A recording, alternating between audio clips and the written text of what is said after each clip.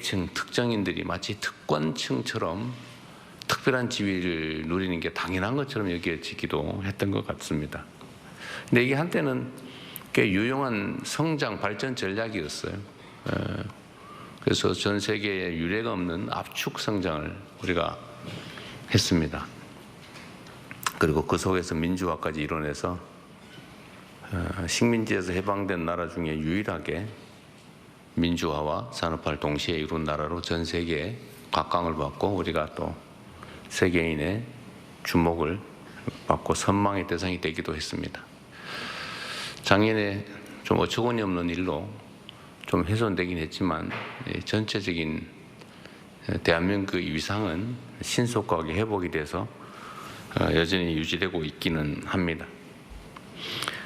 그런데 대한민국은 보면 이제 그 일극체제, 집중화 전략, 또 불균형 성장 전략이 한계에 다다른 것 같습니다. 모든 게 수도권 일극으로 몰리다 보니까 수도권은 미어 터지고 과밀해서 죽을 지경이고 지방은 없어서 죽을 지경이 됐죠. 소위 소멸 위험을 겪게 됐습니다. 이제는 이제 균형 발전이라고 하는 게 정부의 시혜, 배려, 좀 어려우니까 도와주자 이런 차원의 문제가 아니고 대한민국이 지속적으로 성장 발전하기 위해서는 피할 수 없는 국가 생존 전략이 됐다고 생각이 됩니다.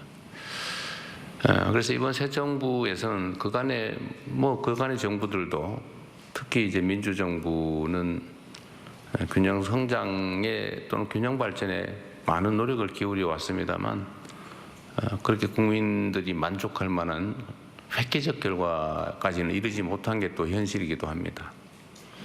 그래서 이번 정부는 이전과는 좀 다르게 국가의 자원 배분이나 정책 결정에서 균형 발전 전략을 국가 생존 전략으로 격상시키고 어쨌든 자원 배분, 정책 결정에서 지방과 균형을 맞추는 수준이 아니라 지방에 인센티브를 주는, 지방을 더 우대하는 전략으로 가야 비로소 약간의 균형을 되찾을 수 있겠다는 그런 판단을 하게 됐습니다.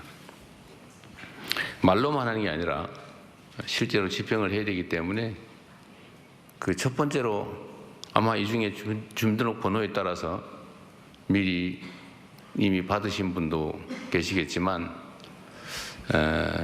민생 지원, 또 소비 쿠폰 지원에서도 수도권보다 지방을 더 많이 지급하는 걸로 정책 결정을 해서 실제로 여러분도 약간의 작은 금액이지만 실효적인 정책 효과를 느끼고 계시죠? 액수가 너무 작아서 별거 아니긴 합니다만 그러나 국가의 기본적인 재정 배분에서 앞으로는 아예 이걸 원칙으로 당연한 것으로 만들어 가려고 합니다.